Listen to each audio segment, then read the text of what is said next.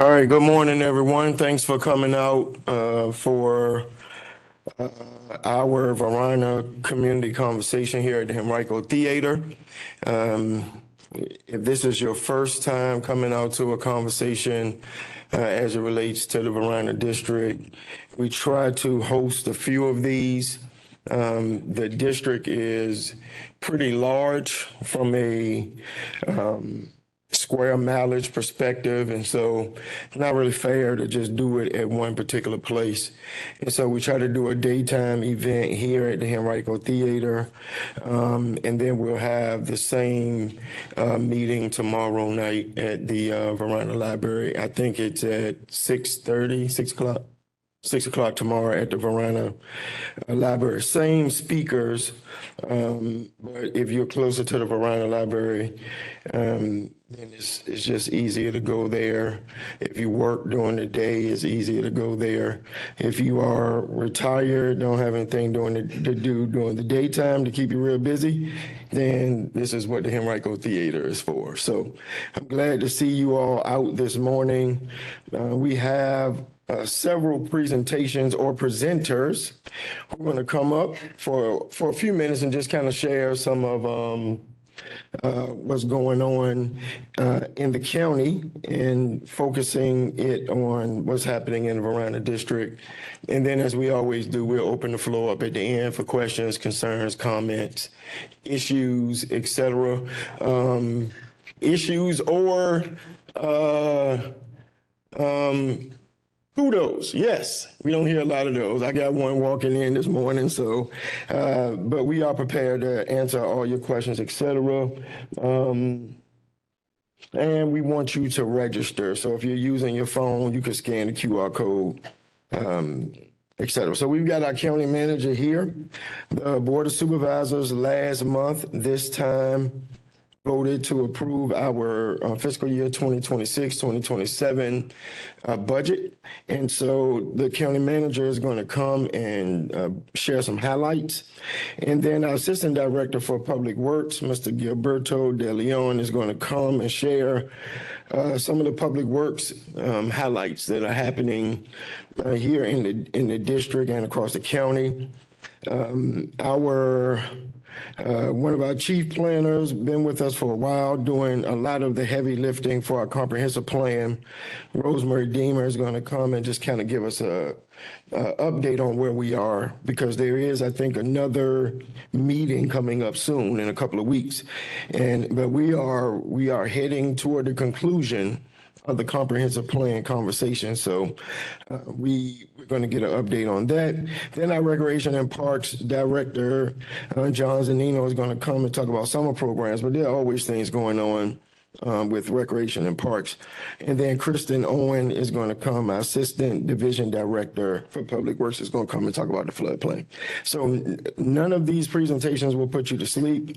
We want you, if you can, let the presenter get through the presentation, and then we'll open it up for questions after the presentation. All right? I'm going to turn it over to the county manager. One thing I do want to share is once we do questions, if you can, we're going to ask that you come up to one of the microphones, speaking to the microphone, because we are recording and we have persons watching online.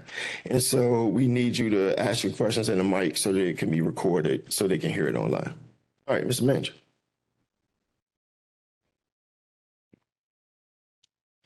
Thank you, Mr. Nelson. Good morning, all. So what a wonderful morning. Mr. Nelson and I actually had the proud privilege of seeing two of our kids graduate from the University of Virginia this weekend. So congratulations, sir. It was a real high honor to be a parent and experience that. So let me just begin. I'm going to talk to you a little bit about the budget of the county. But for those of you that have been, and I see familiar faces in the audience, you realize that the budget is an annual adoption of a set of expenditures, but it's really a continuation of efforts that have been going on for maybe years, new efforts that come in. But this is how we fund our annual budget. And when you look at the total budget of the county, this is the operating budget. You'll see it come in at just under $1.4 billion. This is the revenue side of the budget. And again, pretty straightforward as far as the big pieces. About 35% of our revenue comes from real estate. Just over or nearly that same number comes from state and federal revenue. And then everything else that the county charges for, whether it's building permit fees or personal property taxes or hotel taxes that come in or sales taxes, all those other revenues add up to another nearly 31%. So that's where the money comes from, and this is where it goes. You'll see, if I can do it, there we go. You will see, again, historically, Henrico has been very consistent in how it allocates its dollars. Most of the money in the county is allocated to our school system, followed by public safety.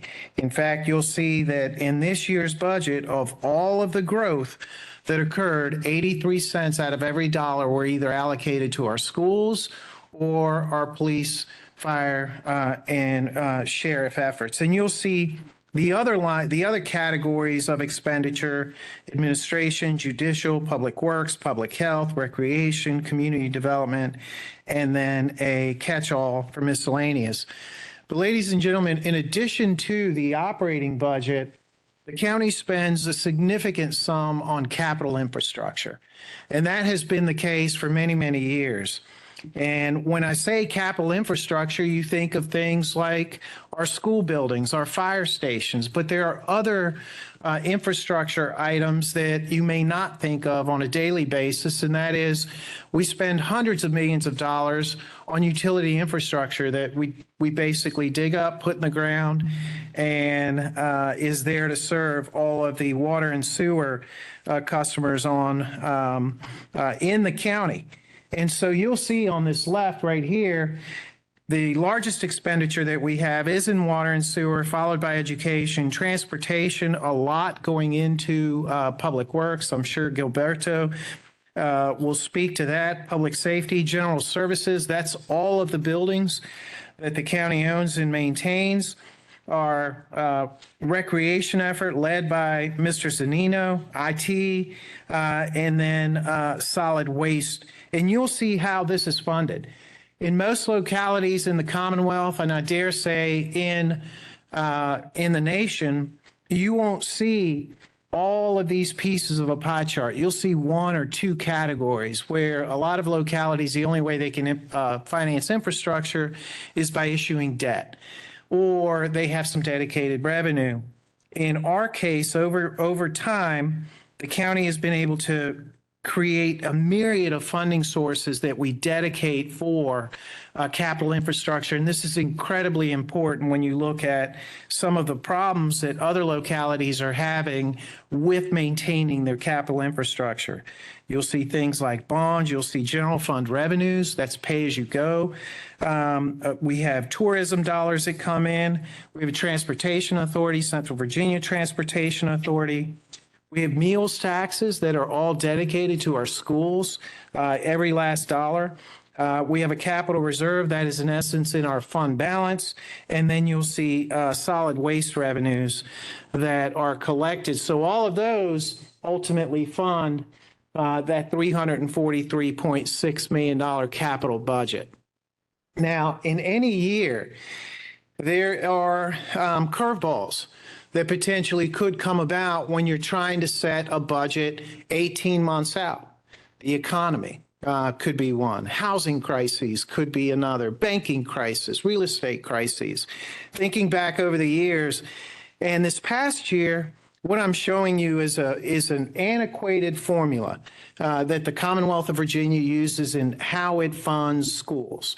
I'm not going to go into this formula because it was developed in the 1970s, and you can quote me on this. It makes absolutely no sense. But this year, we were actually, through this formula, our county was penalized for economic growth that we have had. And so out of 140 some localities, Henrico was fifth from the bottom. We actually received $1.5 million less dollars in this next budget than we did the last. To compare two jurisdictions that are very similar, Chesterfield County received $33 million more dollars. We received $1.5 million less. So we had to, and this chart will show you, this next chart will show you just some of that decrease that came about. You'll see that initial revenue estimate assumed we were going to get significant more money. The composite index formula came out and we had to make an adjustment. So when we did, a lot of localities would say, again, schools, you've got a school board, this all falls on you. We did not. And that is philosophical and also practical, because I don't know how our school system could, quite frankly, take a reduction of that without impacting services, teachers, you name it, all across the board. So we implemented an across-the-board reduction, and I'm going to get into that in just a second. But before I do, I want to show you another chart. If this clicker, there we go, will work. So we are incredibly fortunate in Henrico in that we are probably 6th or 7th in population in the Commonwealth. As far as landmass, we're probably in the middle. We're a small landmass locality, county, if you will. But we are either 2nd or 3rd in the number of jobs that we have as a community. In this past year, we were incredibly fortunate in that number, 3,531 jobs were created. You can see the overall trend going back to 2021. But the beauty of our economy, and you don't see this very often, is that if you look at where those jobs come from, there is no one industry that is driving all of the job growth. And that is a very, very good thing, because you're not reliant on one industry or two industries or three. So on any given day, we have almost 200,000 jobs in our county.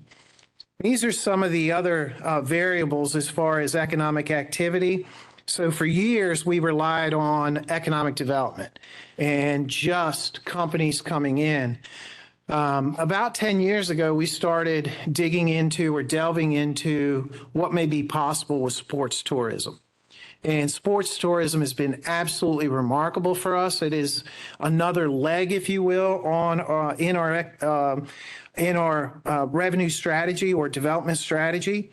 And some of the revenues that you're seeing are being driven by folks coming in, spending a weekend in the county, and then going back. They do not really create a drag on services. You see hotel tax revenues going up. You see local sales taxes continuing to increase.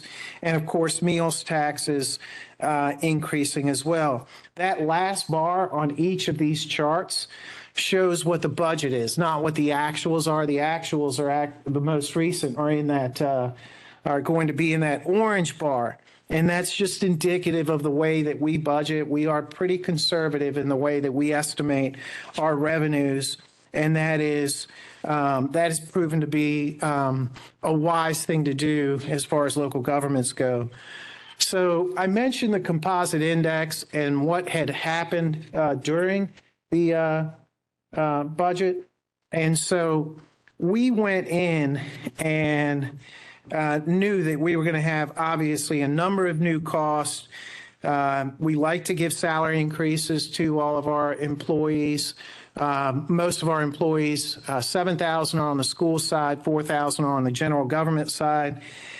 We have healthcare increases that we have tried to mitigate. We have new facility project and operating costs, if you will, a number of new facilities that come online any given year. And so we had to factor all that in. And so when this composite index adjustment came about, what we did was we did recommended an across the board 3% reduction to every agency. And so you would think, oh, that can be kind of tough. A 3% across the board reduction. It wasn't easy, but the reality is that we have been blessed by economically in the fact that we have a lot of activity, we have a lot of sports tourism. So the 3% reduction was taken by general government and also our school system so that it was not imposed only on our school system. Now, let me also caveat that with the fact that it wasn't just the composite index that we're worried about going into next year.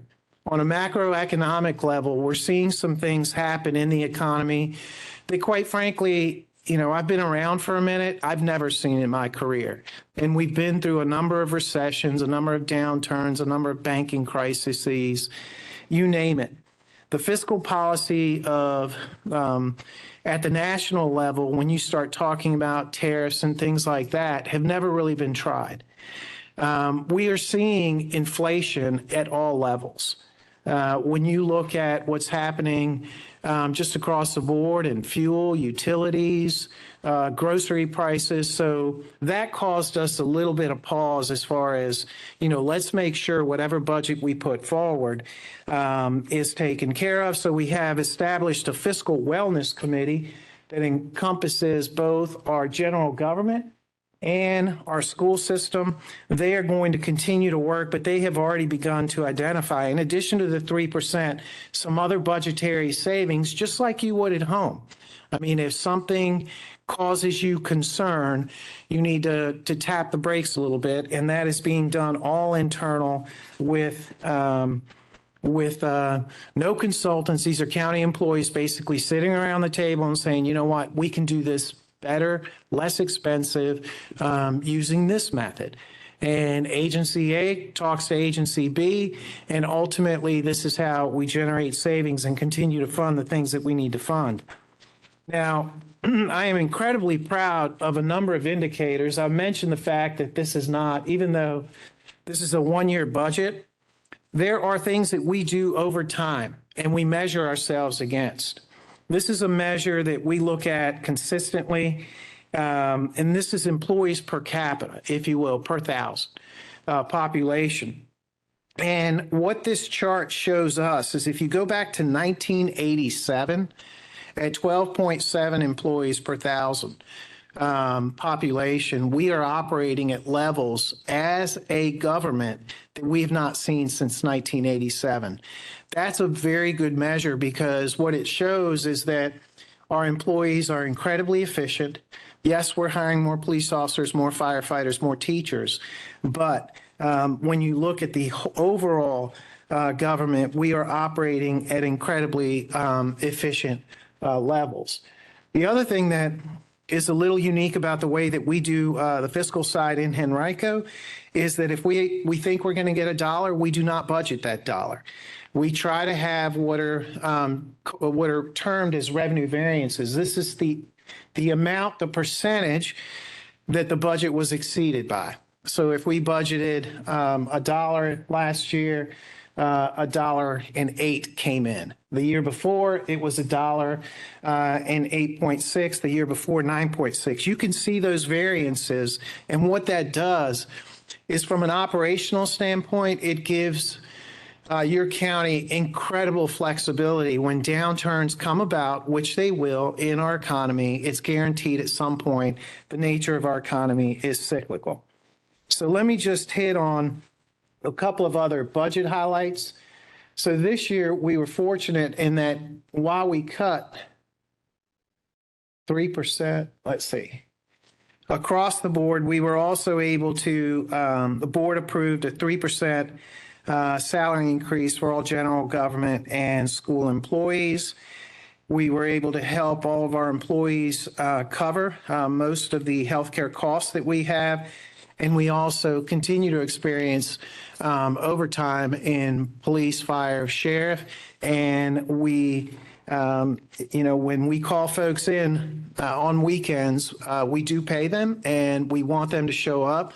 So we continue to make those budgetary adjustments. You'll also see $6 million on the capital side for the planning of a new Highland Springs Elementary School.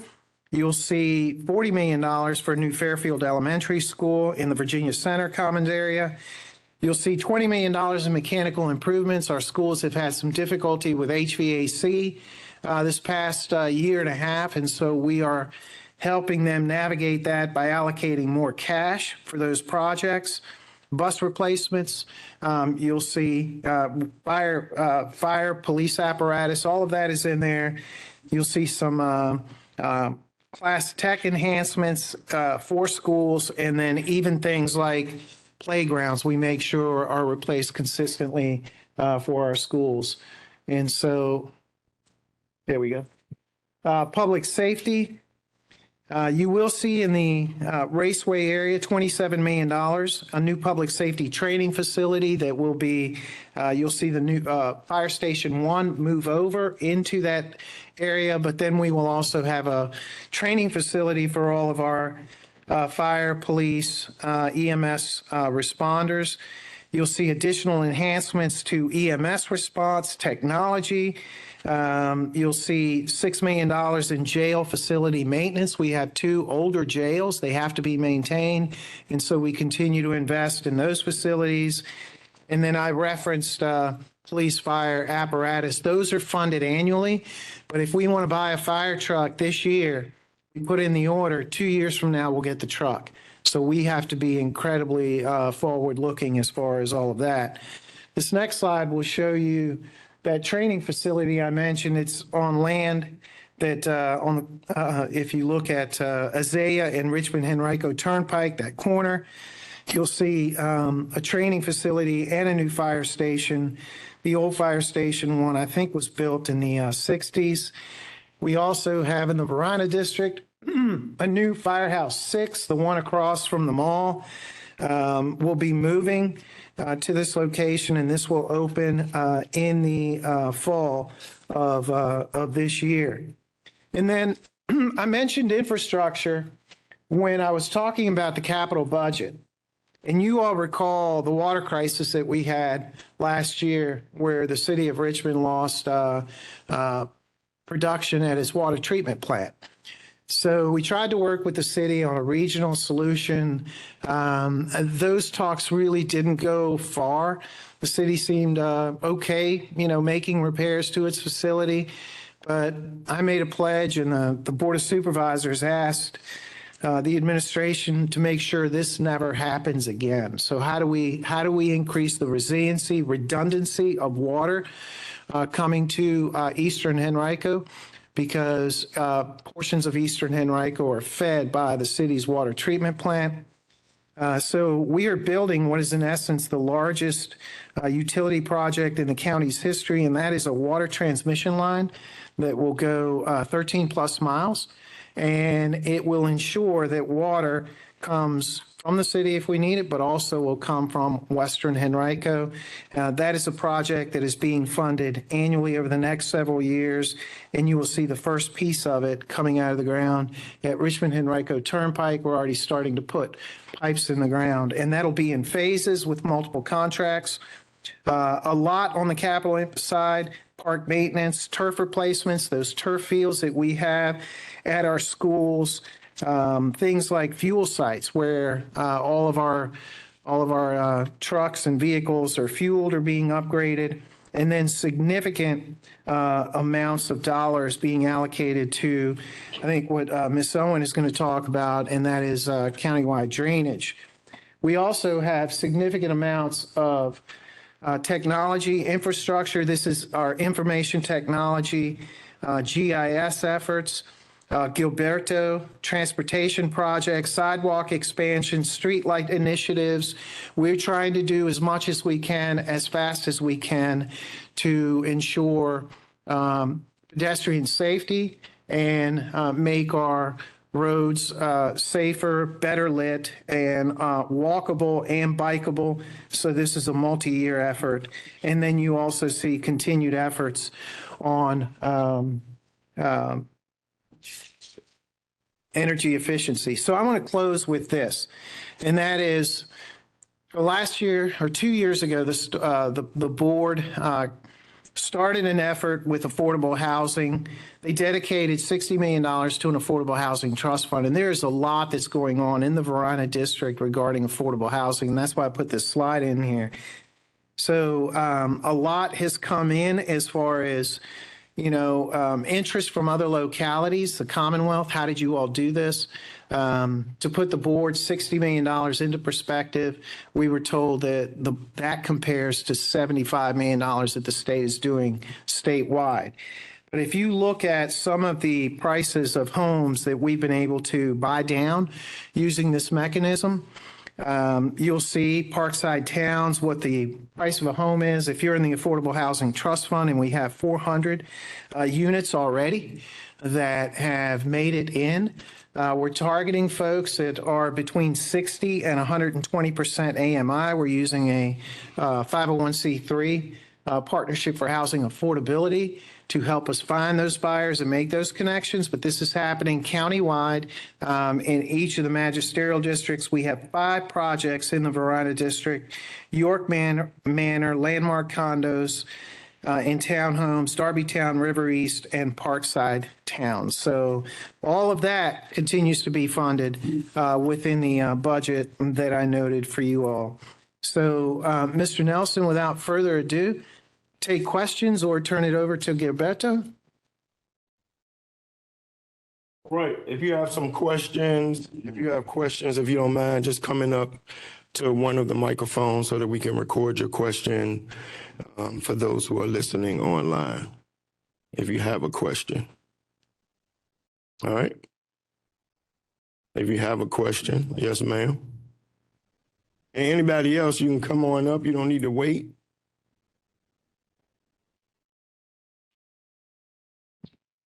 Good morning, Mr. Nelson, Mr. Vicalcos.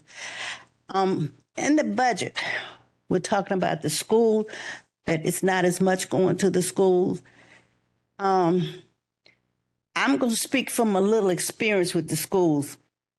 Teachers, if we're going to reduce the money going to the schools, how can we hire competent teachers? I understand. I don't mean to interrupt you, but if I implied that the schools had a budget reduction, the school budget went up. Oh, It just okay. went up by 3% less than what it would have gone up. Okay. Because I was thinking that you had cut something because no, we don't need to cut. Yes. And I noticed that the technology for the schools went up too, because that's a good program that you have for the schools with the technology. I think it's coming out of John Roth for the middle school. The innovative technologies. Yeah, that's a good program. Okay. I misunderstood you and I'm sorry. Thank you. Anyone else? And I think I think there's an effort one of the West End school board members is pushing for reducing the usage of laptops across the county. I don't know how far that is going to go, particularly for those of us who are in the East End. I would discourage that. And so if I hear that on a broad scale conversation, then I'm going to push back against that. Particularly for our kids in the East End. Some of our kids, the only technology they get or have access to is the school laptop. So once those laptops are gone during the summer, some of them don't have access to any technology at all. And if you remove the laptop from them completely, then that means that many of our kids won't have access to technology in general. So I think it might be easier to stay in a more affluent community. But for us here in East Henrico, I don't think that's a smart idea. So if you hear that floating around, even if your kid or grandkid has that level of technology, just know that there are probably 5 kids who don't. So I just don't think that's a smart idea. If no other questions, final call. All right, I'm going to bring up Gilberto De Leon from Public Works. Thank you, Mr. Manager, for that detailed explanation. Appreciate you. Thank you.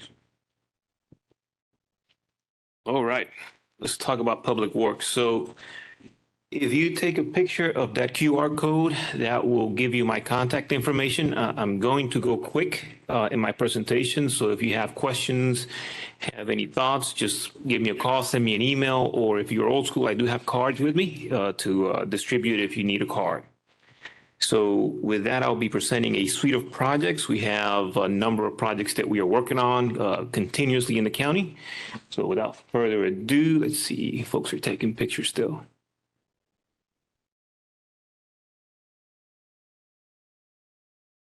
Okay, I guess we're ready.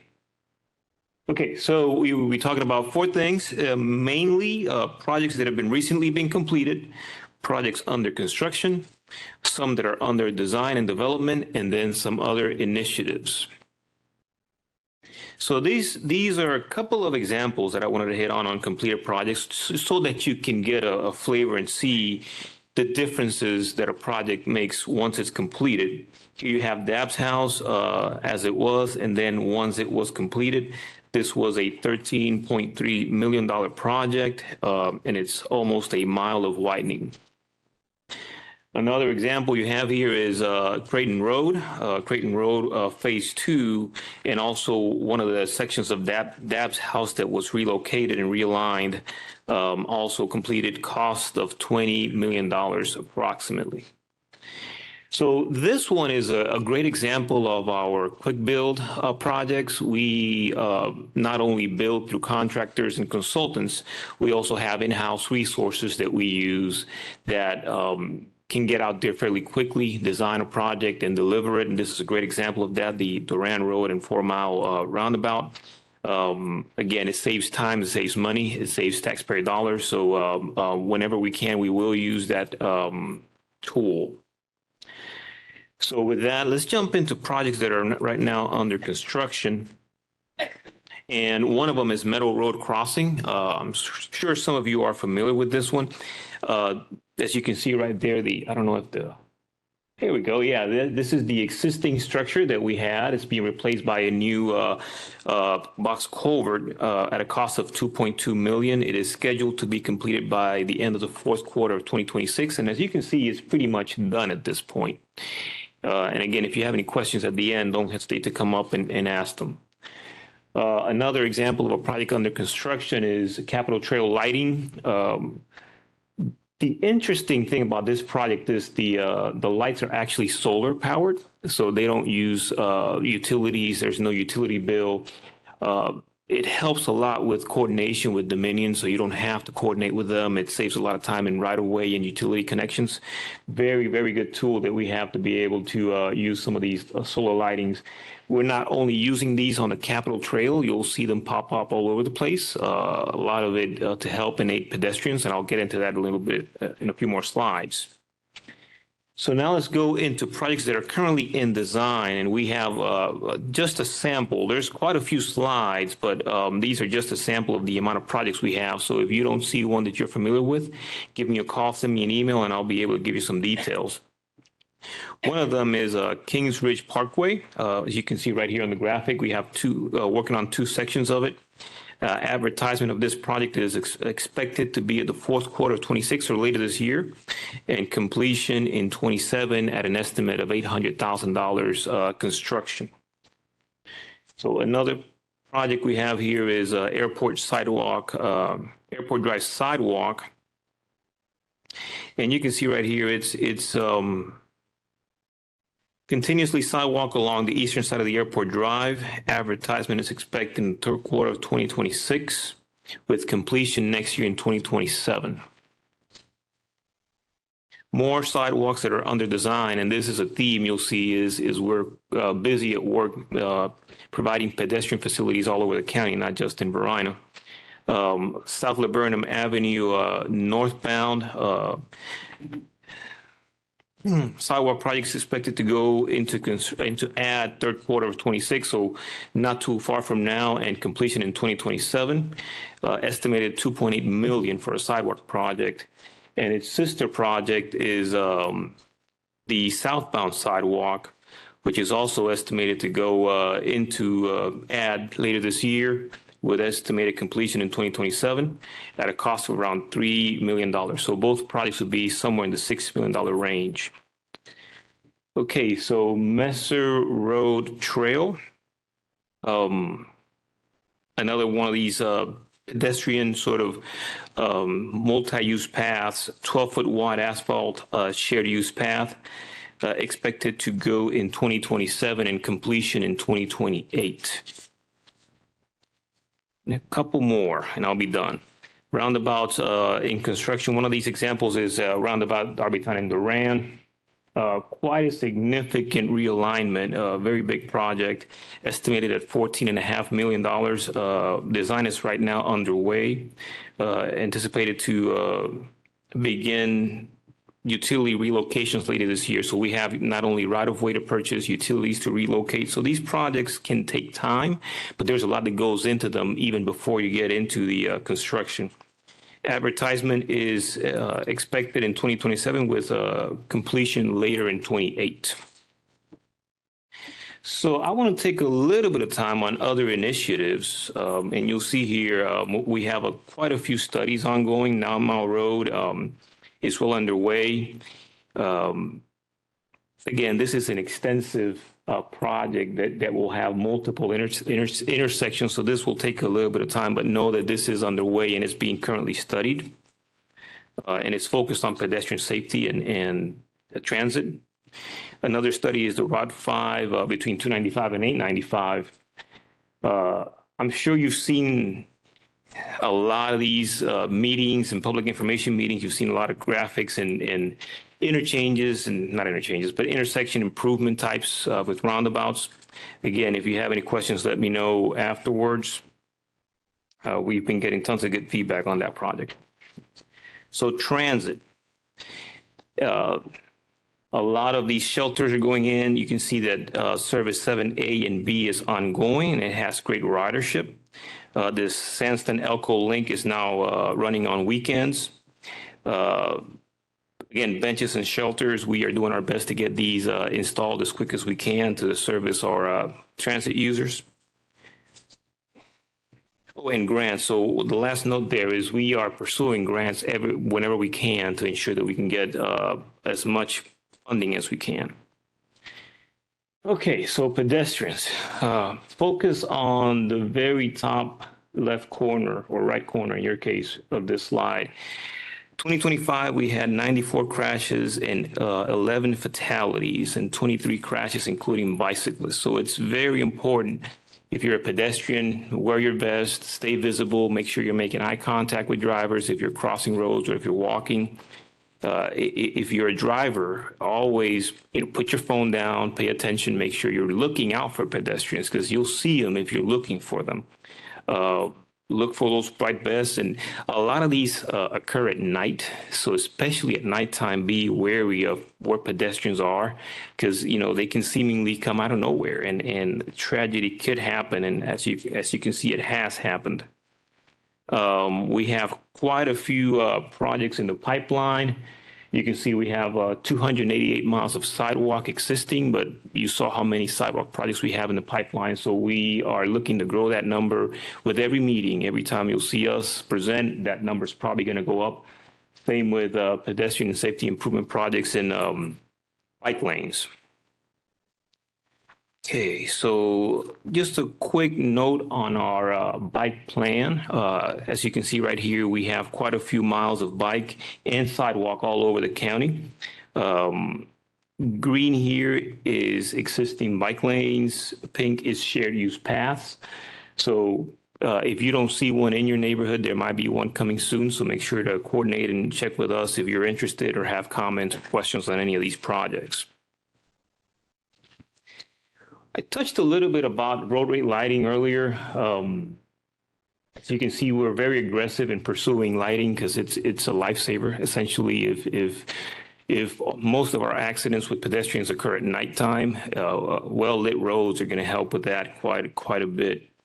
As you can see, in September 24, we appropriated $1.5 million towards roadway lighting, and those projects are ongoing. You might see them with a contractor or with our own forces, but we are ensuring that we're putting lighting up wherever we can.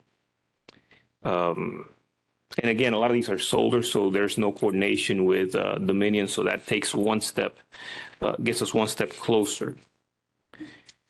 Last thing is word on the street. So this is our newsletter. If you scan that QR code, you will get updates in your district. If anything is going on, any projects or any initiatives or meetings, you'll find them here on Word on the Street. So please sign up.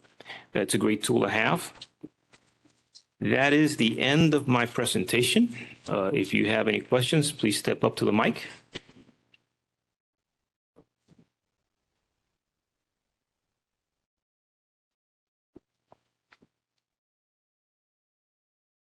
Thank you for your presentation. I have some concerns about some utility work or some improvements that need to be made at 9 Mile and Hanover to improve where the railroad tracks cross between 9 Mile and Hanover. There's been some improvement, some attempts at improvement at that intersection. There's a busy intersection on the far east end after you cross Airport Drive. And I'm wondering if there can be some attention made to that intersection there. Also, right at that intersection as well is a bus stop, GRTC bus stop, the underpath of 64. They have made attempts in improving that area a little bit with graveling that area. And I do believe we need to pave it because the rain has washed the stones or rocks away. And each year it happens over and over. And if some attention can be made to that area, sir. Also along 9 Mile, you did say something about bus stop benches. If benches can be placed there on 9 Mile and some places on Williamsburg Road.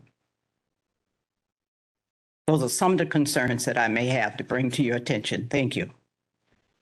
Thank you so much for your comments. I'll take these back.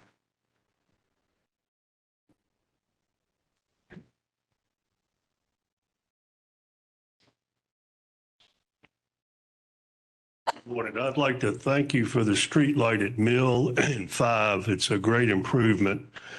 But a couple weeks ago, the light went out, and after 3 calls to the county, I was told there was not a street light there. So if y'all could work on your database where you're putting in new street lights, would be highly recommended so they could be repaired as needed. The way this one got repaired is we were lucky enough to be in Portobello's restaurant with some county workers and mentioned it to them, and within 2 days it was fixed. But calling on the phone, the county was not aware that there was a street light there. Thank you. Appreciate that comment. Thank you. See if we have one more. I live in Seven Pines, and for several years now, this has bothered me. There's a lot of bus stops where I see mothers with babies holding their babies, and it's raining. And I've requested before that they get the little benches or whatever. And I believe it's probably expensive, and there's land issues, in some areas. This is Williamsburg Road and portions of that 9 Mile road that you had depicted in the thing. A few weeks ago, I came out of church, and there was this teenager sitting at the Social Security Administration sidewalk in the rain, sitting on the sidewalk. So I went over there, didn't know this person, and I asked him what was going on. At first, I didn't realize there was a bus stop there. They're sitting in the rain on the sidewalk. So I took them home. But I had mentioned something to somebody in the county at one of the last meetings. I hate to see that for people. And if you can look into, it is all the way from Williamsburg Road up to the Kroger from Seven Pines. I don't think I've ever even seen one even bench, much less a covered bench. So I don't know if you can budget that in or not. And we try to do our best. Some of the issues may be right-of-way acquisitions, but we do try to get those whenever we can, as soon as possible. Okay, well, this is just something that just comes to my attention. Okay. Thank you. All right, thank you for bringing it to our attention. So as somebody who serves as the chair of the GRTC board, one of the struggles is, particularly on roads like Route 60, it's a state, it's a VDOT road, so there are certain things that have to be done, and it's not an excuse, but it's sometimes it is a right of way. Some of it is a certain type of plat that we have to put down before we put the structure up. But we are moving along. Sometimes it feels like at a snail's pace, but across the East End, there's several bus stops and shelters benches and shelters that we're trying to get up across the district and across the eastern portion of the county. So duly noted, I will take that one back on top of what I heard earlier, Winsburg and 9 Mile Road, and the desire for the road to not be gravel near the bus stop, but to be paved at 9 Mile and Hanover Drive. So we heard you, duly noted. We'll make sure we share that. All right, Ms. Rosemary Deemer, I'm going to turn the floor over to you to talk about the comprehensive plan and give an update.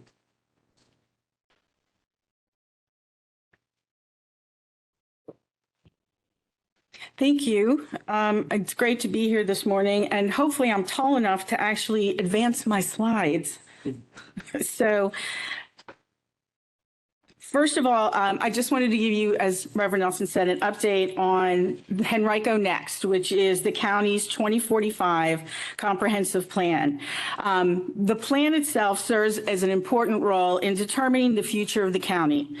It's the first phase of planning for a planning cycle that looks 20 years out into the future, hence the 2045 in the title. And it answers 3 critical questions. 1, what is Henrico today? 2, what is the county's vision for the future? And 3, how will we achieve the future vision? As the primary long-range policy document for the development of the county, the comprehensive plan includes goals, objectives, policies, and action items that guide the operations and work priorities of the county, decision-making on development activity, and sets the stage for public investments that are determined through the annual budgeting and capital improvement planning process.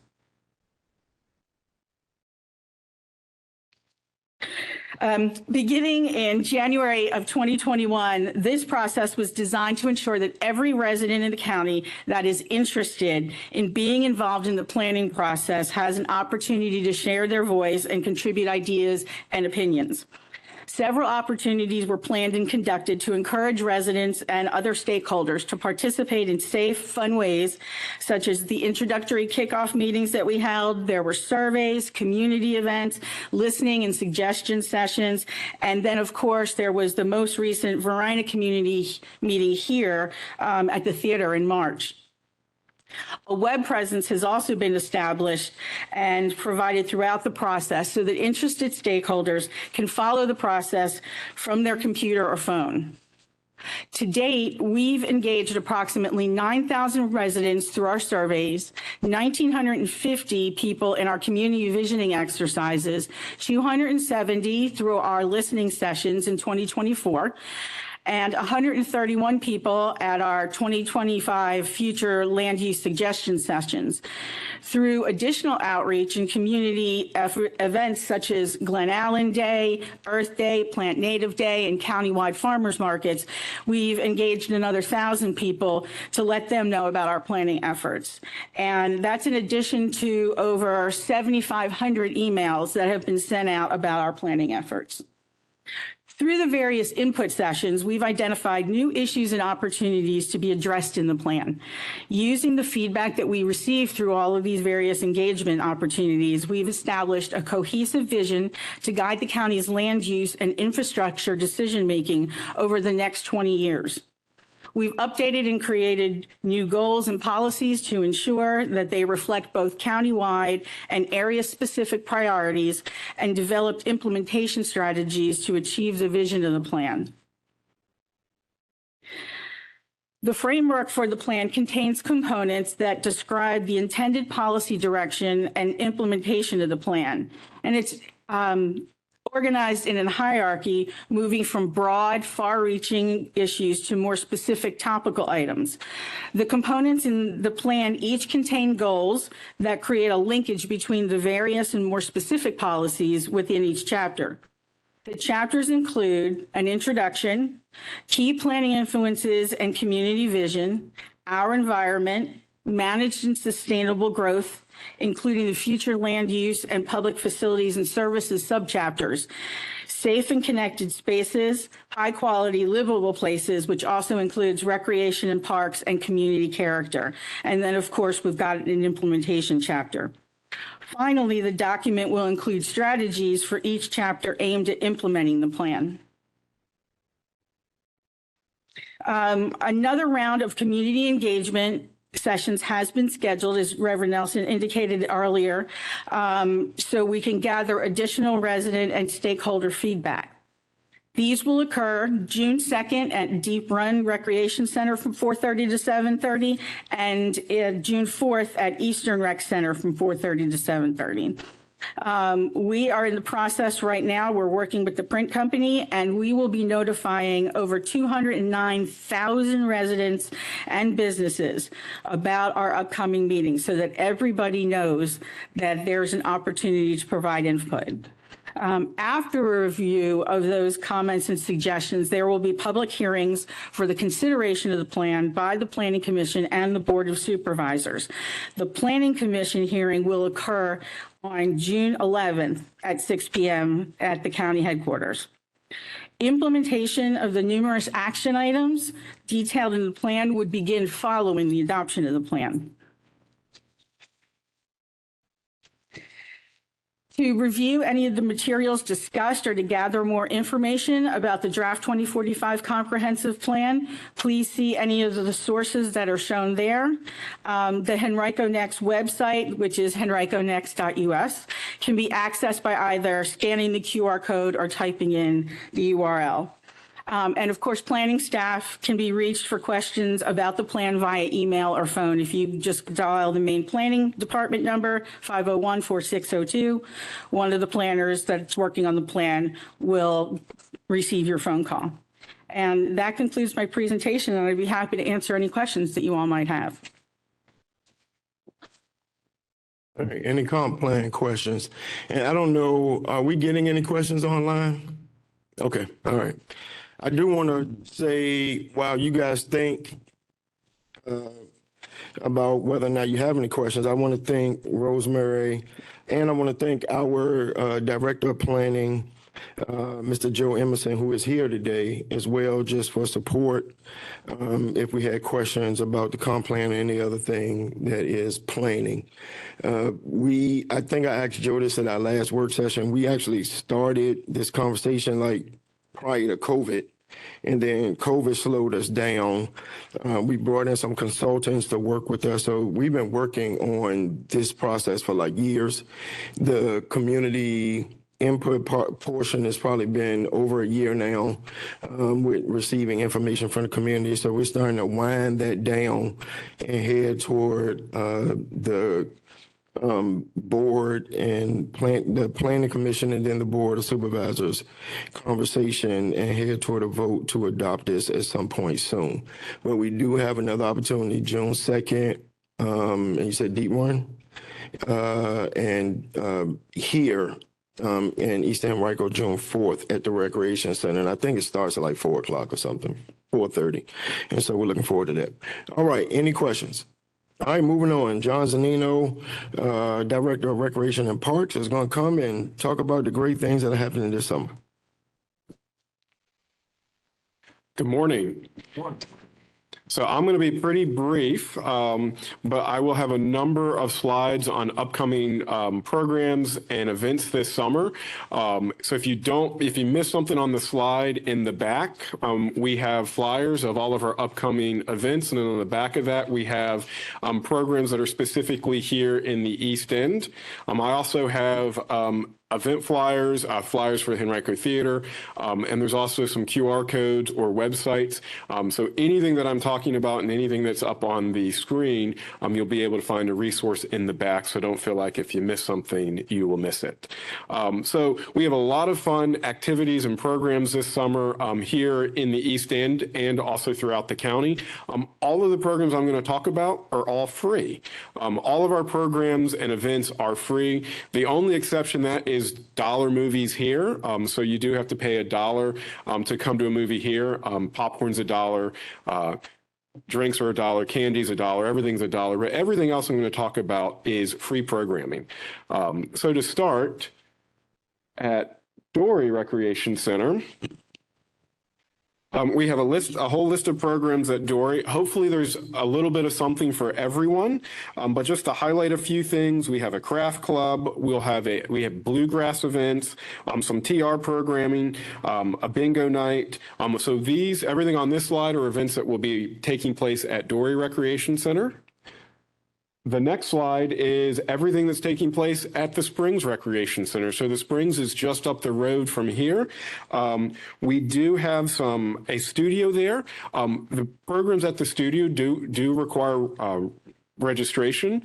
A lot of our programs you can just show up. Some of them, because we have limited space, you do have to register. So specifically at the Springs, we have a lot of craft programs there. Again, it's free, but do register. You can go to our website and they will direct you to how to register. Outdoors. So summertime is a great time to get outdoors. We have a lot of programs at Dory outdoors. A lot of these are at Dory Park. We have free fishing days on Saturday, June 6th. We've got a couple other fishing programs. We are doing a program called In the Park After Dark Catfishing, and then a few other paddle programs on the water on the great assets we have here in the East End. If outdoors is not your thing and you're more into history, we have a whole slew of history programs. So I won't read all of them, but we do have a movie here, a reel to reel. So we show a movie and then we bring a historian to talk about the accuracy of that movie. We also have an event, National Donut Day, out at Clark Palmer House on June 5th, and then a variety of other history programs here in the East End.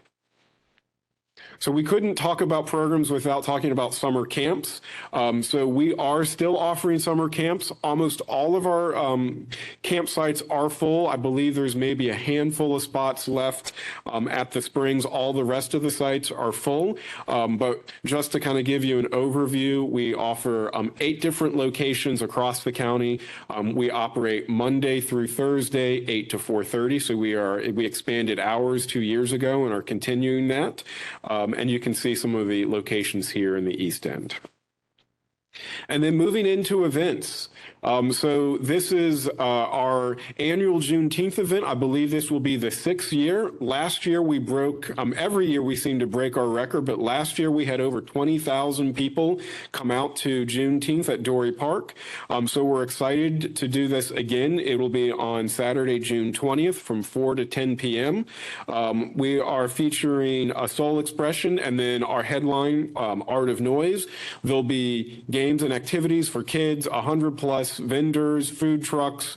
So this is really a great opportunity to come out and enjoy. Again, we had over 20,000 people there, so we are prepared for a large crowd again out at Dory.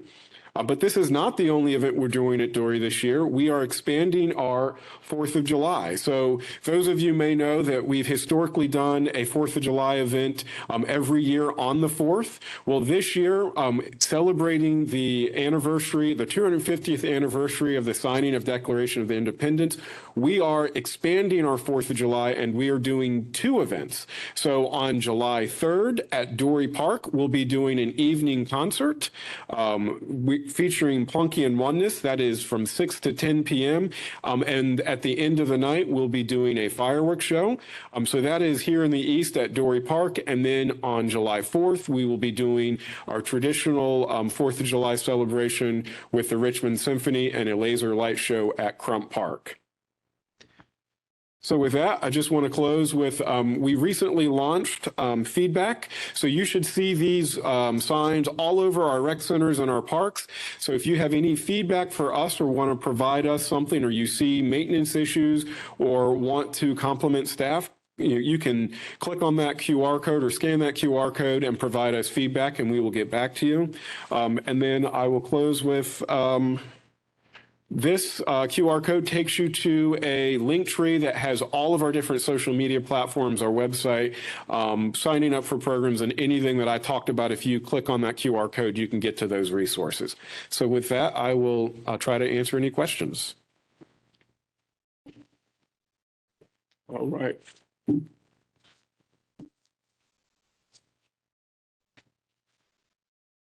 Thank you for all your hard work. It's really been getting better and better over the years. I'm concerned with the number of growing events at Dory.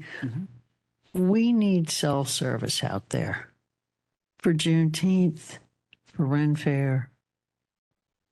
Highland Games left because it was a train wreck. I'm hoping maybe it should have been a question for John, the manager, but is there anything in the budget to take care of this issue? So we're well aware of the issues out there, and we work with our local cell phone providers, but essentially those providers are the ones that kind of dictate that. We have contacted Verizon and AT&T to try to improve or bring in resources specifically for those events. They have what they call CALs, which are kind of amplifiers, to try to help with that. We have solved some issues on the public safety side because our staff has the similar issues of can't communicating with each other. So we're well aware of that. But ultimately, we have to rely on the cell providers. And really, they're not going to bring in permanent infrastructure for these one-off events. We have to bring it in for the event. So we've added that into the scope of our planning to help with these events, because it's a significant capital expense for them to do for a handful of events. So we're working with them to bring it in temporarily during the events. Thank you. So.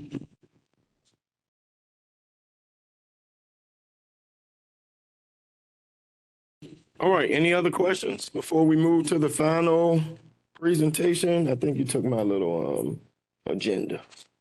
Thank you, sir. All right, Kristen Owen is going to come up now and share a piece about the floodplain as it relates to public works.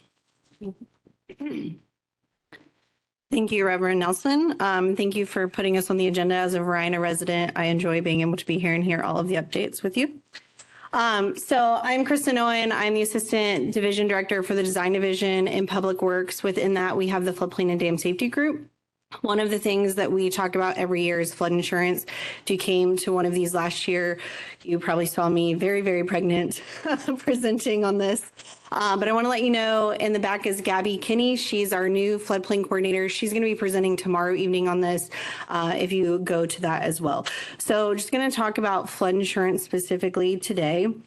We also have these flyers or brochures about flood risk that talk about some of this information as well. We can put some out at the table on the way out, but they're also in our libraries as well.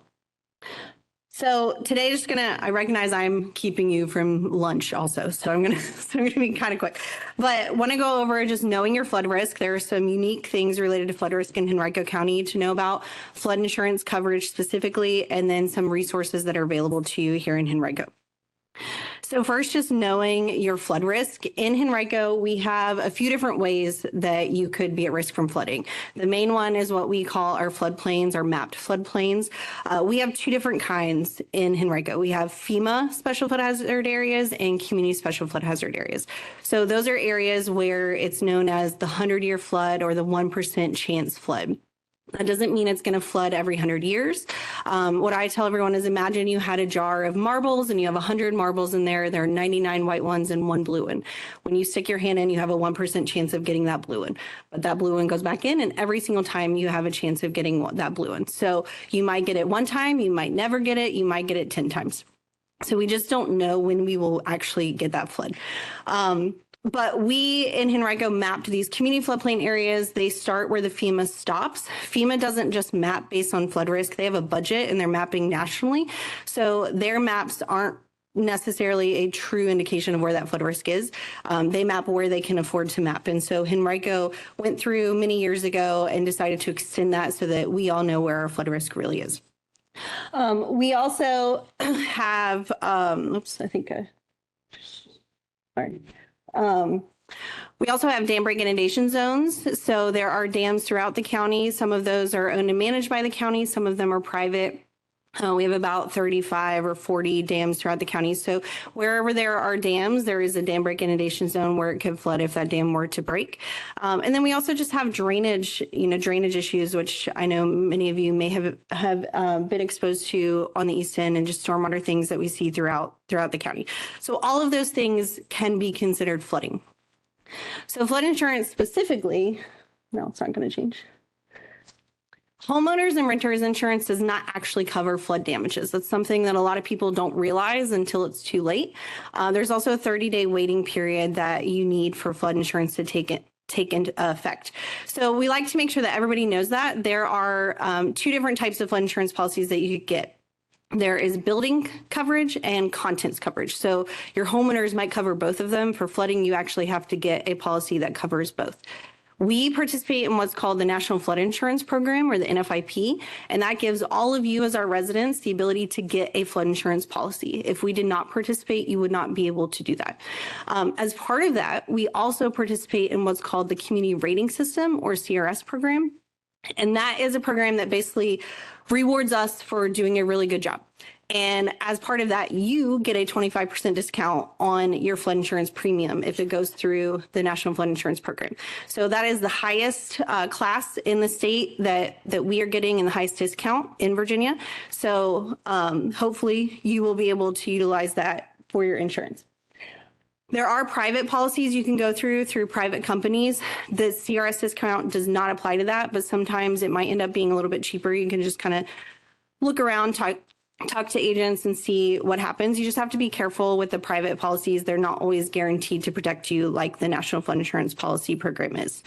The other thing too that I want to make sure that you know is that for cars, you have to have what Virginia calls the other than collision policy, or comprehensive policy is what most people call it. That is what covers flood damage if your car is flooded. And I know I've seen some drainage complaints on this area in Varina of where there's water up to people's cars in some places. So make sure that you have that if you live in an area like that where you might need to worry about it. So just some resources to be aware of. There is this really cool tool that FEMA released last year called the NFIP quote tool. You can Google it. We've got these little screenshots. It's the fastest way to find all of these things. Just Google NFIP quote tool. It takes about 10 minutes. You can go through, it will give you a quote. There is this misconception that flood insurance is very, very expensive. And in some cases it can be. There are some places where it is insanely expensive. But for most properties throughout the county, it's about $400 a year for full coverage and the lowest deductible of about $1,000. So that's if you're not in a very high risk flood zone. So you can use this tool. It takes about 10 minutes to go through. I've done it for my house. I do it for lots of people. If you want us to do it for you, you can reach out to us. We can do it for you as well. And it will give you a whole bunch of different options, different deductibles, coverage amounts, tell you how much it is. It will also give you options for agents that you can reach out to and talk to. Come on. Oh, okay. Now it's going too far. One thing I want to let you know too is that we have this really nice real estate information website through the county where you can get all the information that you need for this tool. So you can Google Henrico property search. You can get to it from our GIS map viewers when you're looking at parcel information, but you can just enter in your address and it gives you all the information that you need from here. This is also helpful if you're just looking at buying properties or looking, at your own to know the information that you've got. There's property card information on here. You can get your square footage. It's very, very easy to use, and we can help walk you through that as well. I don't know where. It doesn't work. Okay, no, okay. And then lastly, I just want to let you know that we do have a map that has all of this flood risk information on it, and you can Google Henrico flood map. That's the easiest way to do it. If you go to the county's homepage and look at the map viewer, you can see that information there as well. From both of those maps, you can get to that property view. If you just click on the parcel, it will pop up in a little box, and then it says real estate information, or I think real estate information, or like real property information. So you can get all of that from there. And you can get through that whole quote process and looking all of this information up in 10 minutes. And lastly, just want to give you our contact information. I have cards for myself if you want. Gabby may have hers too, but we do have a help desk that we set up for flooding specifically. You can call this number. You can email us at flood@henrico.gov. Ask any of your general questions. We can point you out to any other specifically if you have other questions about other things with our program. And then we'll put out some of these brochures for you as well. We've also got a whole list of resources at the website, at the libraries on their website as well, just related to flood insurance and floodplain management in general. I'm happy to answer any questions if you'll have any. Thank you. Sorry. All right, thank you. All right, we are at the open question and comment period. Again, I want to thank the county manager for being here with us, and our director of planning, our director of recreation and parks, and other staff members who are sprinkled all across the auditorium to help us answer questions. Also, community officers and police staff that are here today just to make sure we're safe. Thank you. Anybody have any questions or comments before we conclude? Yes, ma'am.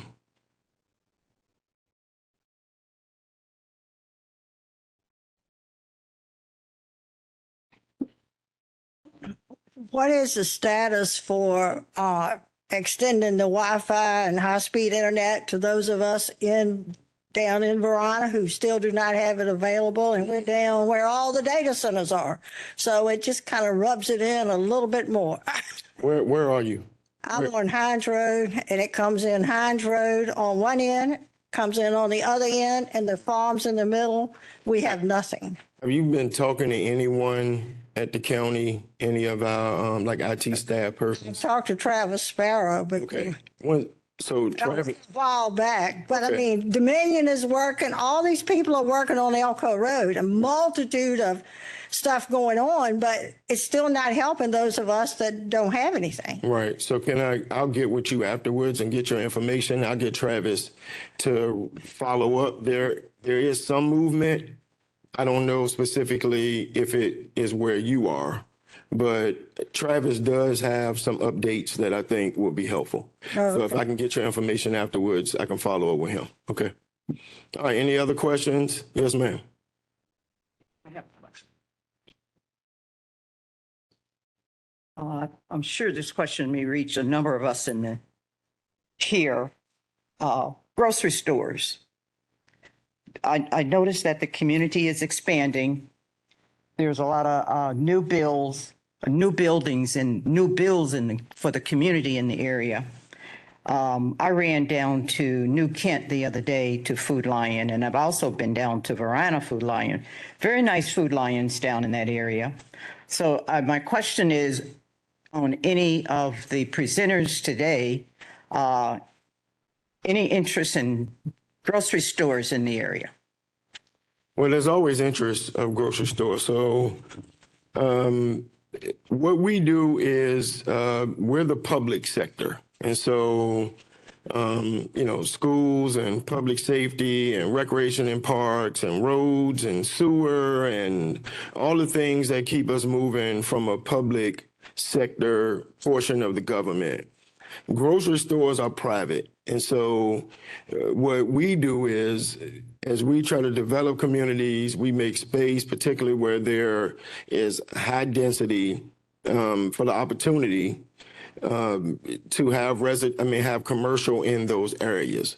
but it is up to the private entities to bring their private businesses into our communities, and we can't force that. So I think you are Hanover Road-ish, I would assume, right? If I can remember. Isn't it like Hanover Road?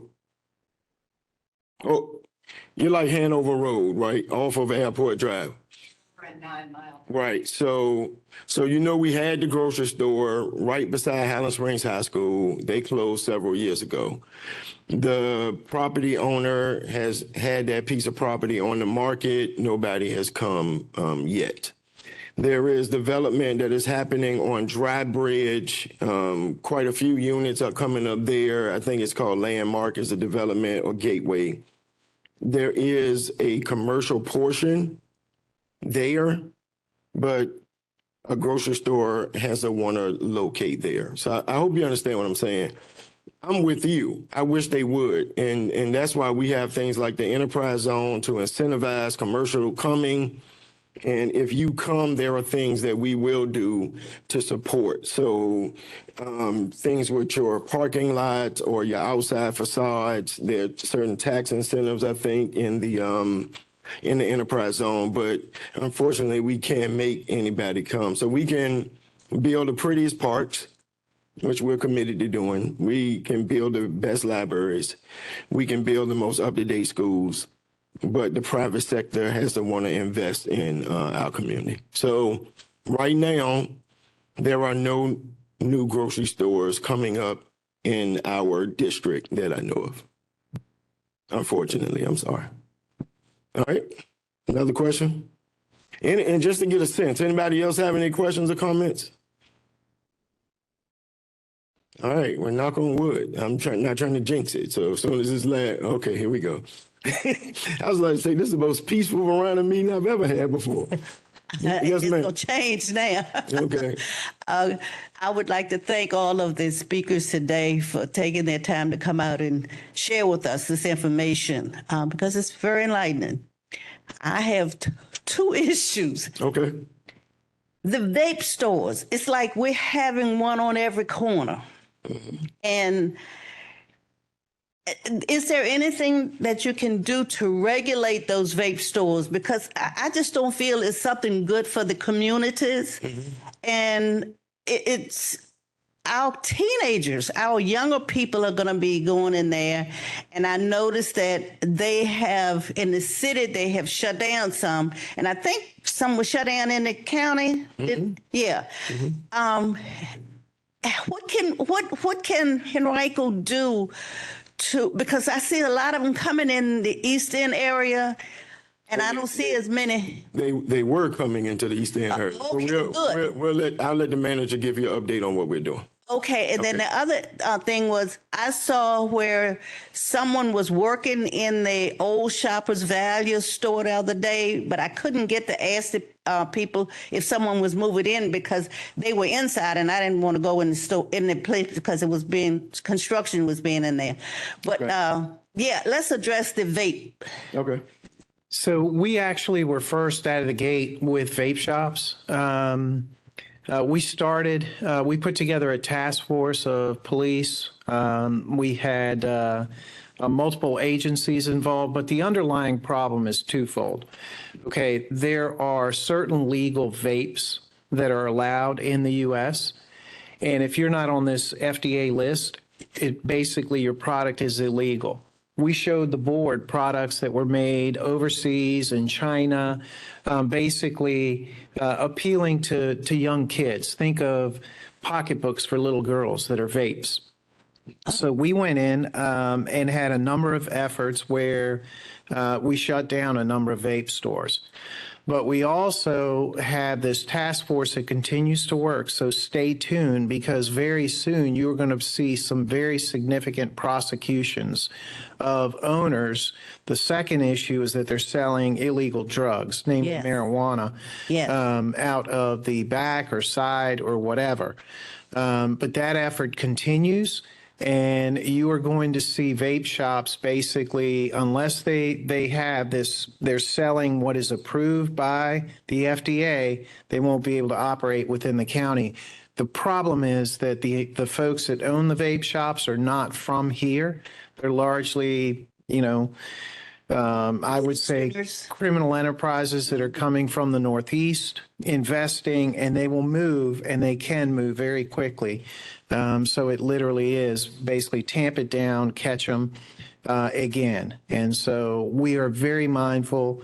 That is at the top of the public safety priority list. But thank you for bringing that up. Good, because there's one right there at the corner of Hanover Road and 9 Mile, and it has a sign up there. Somebody Palooza. It's almost like Toys R Us. Yeah, no, sign. so that's gone. Mr. Nelson showed us that one. Yeah.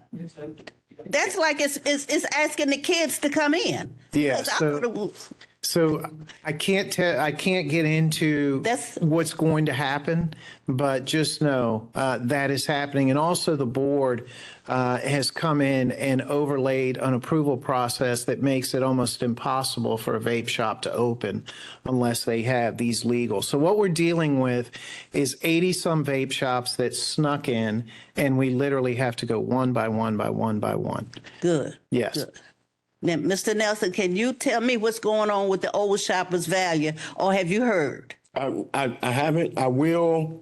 The planning director is trying to find out as we speak. If I don't know before I leave, then I'll give you a call and let you know.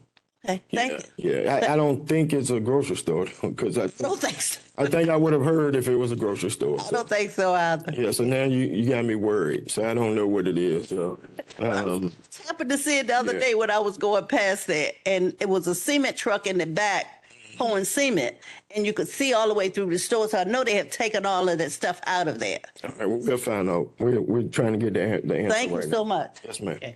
I have a couple of concerns. I live right off the Darbytown Road past Dory Park. Mm-hmm. And one day I heard on the news that one of the data centers was being built on Darbytown Road. And so my heart skipped a beat and I tried to find out. So what I'd like to know, are there any applications or whatever for data centers in Varina? And are there any applications or whatever they need to build ICE or detention centers? Someone mentioned grocery stores, and I just don't see how we can build these great big huge detention centers or data centers, which I'm not certain what they do.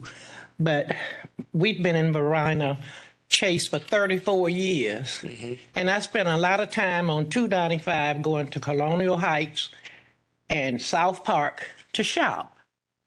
And grocery stores, fast food, hardware stores. We lost the Walgreens and a doctor right there at Route 5 and I think it's Straff Road across from the Food Lion. So we don't have anything down in that area. And I was wondering too, and then I'll sit down, is there any way to form a committee of people that can canvass retailers and explain what's good about our area, our population, our people, and what we need, and see if we can entice retailers to come to our area. Thank you. All right. That was good. What's your name? What's your last name? Lawson. Lawson. All right, Ms. Lawson. Thank you. I'll start with well, none of this is easy. So let me start with the ICE detention centers. No ICE detention centers are coming that we know of. We haven't heard of anything with ICE detention centers. I did hear some in Hanover, but not in Henrico County. We would know if that was happening. You can sit down. I don't want you to stand. The grocery stores, again, I say, I'm with you all. Every time I see private business close, my heart hurts because I know it is that much harder for us to recruit. If I could make businesses come here, I would.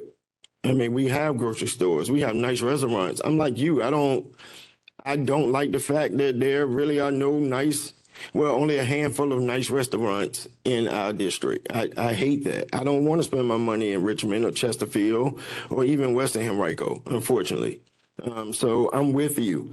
If I can make the drugstore stay, I would have kept the Walgreens. I would have kept the Sam's Club. But again, I can't control that. I personally can't.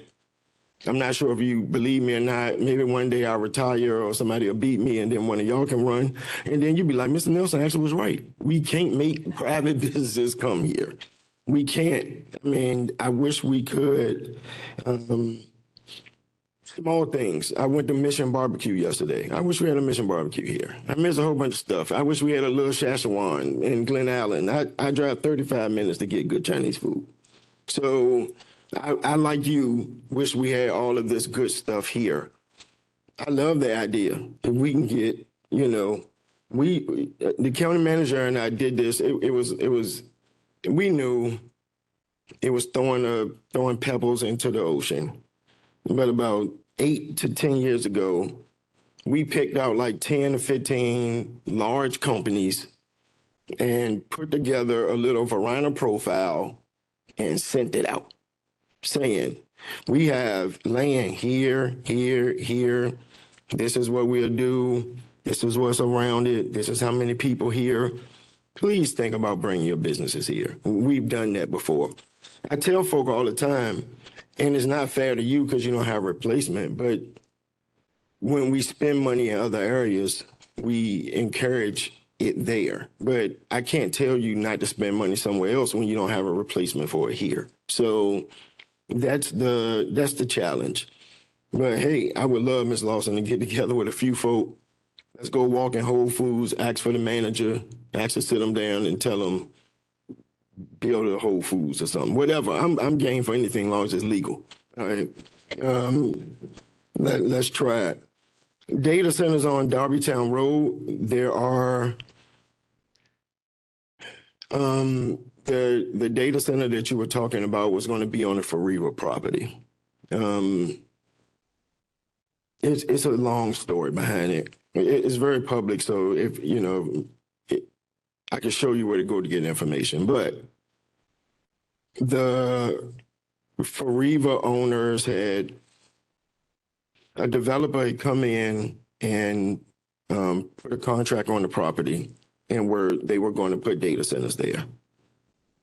The Board of Supervisors put an ordinance together that said no more data centers could be approved, hyperscale, which is the big ones, without going through the Board of Supervisor process. Without going through a provisional use.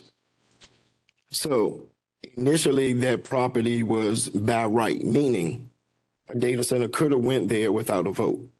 But because we put the new process in place, they had to go through a provisional use process. And they were in the process, I think. And then they pulled, because they knew it wasn't going to pass, so they pulled it. They have now indicated that they are going to, well, they could have taken a fight to the Board of Zoning Appeals. No, did the Board of Zoning Appeals vote it down? Yes, the Board of Zoning Appeals voted down, and then they could have took it to the courts. But they decided they didn't want to go through all that. Now they are going to put like some industrial buildings there or something like that. So it's not going to happen. Part of the reason why we put the provisional use permit into place was because we had started to see interest of putting the data centers outside of the technology park. So right now, all the data centers are in the technology park in Sandston, in the Elko area. We have started seeing interest for the data centers outside of the park. And there's so much open land that's either zoned, manufacturing, or whatever be the case. So we set it up so that we could control where it goes for anything like after 2025. Now, there are new buildings going up in the tech park because they were approved before we put the PUP in. Those buildings are not near you, though, I don't think. Not Varina Chase. No, they're miles away from you. So where you are, you won't have to, that's not in your community. All right. So, but Let me get your information. We can talk more. I'll give you more information, tell you where to go, and I'll answer all your questions. Any other questions? Yes, if you don't mind, just come into the microphone. Come on, sir. Thank you, Reverend Nelson. I just wanted to well, first, thanks the lady for bringing up the issue with the vape shop. And I just want to bring a different component to it, the slot machines in the back. So we run a program here in Henrico County, a reentry program. And we tell the people you I'm Anthony Gomez. The name of our program is Path Reentry. We also have a thrift shop here at the intersection of Holly and 9 Mile Road. And our program is designed to help individuals coming home from long-term incarceration. I served 24 years. I came back to this community about 6 years ago, and we started a program to help people with those challenges. And we recently had a situation where one of our guys, he couldn't pay his bed fees. And we get involved in, to help these guys manage their money, find work and things like that. And it turns out that he was hanging out almost every night at one of the vape shops and that he was gambling all his money away in slot machines in the back. And it's an issue that we've had because we see that it's not just common to our program, but it's common to a lot of the programs guys are coming home. These guys, you can't smoke in the DOC, whether it's in the state or the federal prison system. And they come home and they quickly start drinking, they quickly start smoking, they quickly start gambling. And it makes it difficult for us to help these guys with their integration. So I just want to bring that particular aspect to what the lady spoke about and just ask if there's anything being done to help that. I looked it up. I ChatGPT did just ask a general question about whether these slot machines are legal, and it says something about it's a gray area, but generally it's illegal. I think it's a Supreme Court Virginia decision that did it. And so I'm just raising that for awareness and also for enforcement. Thank you. You want to talk about your film? Since you're up here, you might as well talk about your film. Thank you. Yeah. So there's also a film. It's the name of the film is Ricky. You can Google it. It tells the story of a 15-year-old who was sentenced to 15 years in prison. He came home when he was 30. Sentenced to life. I'm sorry. Yeah, he was sentenced to life. He was 15 years old. He was sentenced to life. He served 15 years before he was granted a second chance. And it tells the story of the challenges that he faced when he was released with his transition, whether it was, acclimating to the new digital world, relationships, work, just social skills. And we were recently approved to screen the film here. We want to thank Reverend Nelson for helping us out with that. Really appreciate it because it tells a significant story of the work that we do as a reentry program to help these individuals just transition back into the community. And after the film, we're going to screen it, June 25th at 6 here in Henrico. June 25th here in Henrico, here in this theater. You're welcome to come. Everyone's welcome to come. We're also going to have a panel at the end of the film where we're going to have a conversation about these things. I'll be on a panel. We'll have a few returning citizens that can relate to that story that's going to be on a panel. There's going to be advocates. We invite Mr. Nelson and anyone else who would like to come and join that conversation. Film won film awards at Sundance. It hasn't. We're getting an early screening of it here. Yeah, it hasn't officially been released. So we're looking forward to that Sundance Festival. One award, 6 p.m. on June 25th. And so I'm looking forward. We're going to get together at some point. It's just been crazy. I was recently appointed to serve on the parole board by the governor, so I understand the journey. Every single parolee, person that comes up for parole is the same at the end of, when you're looking at whether or not somebody is being considered for parole. It's like, what services, what do they come back into? What kind of support in the community?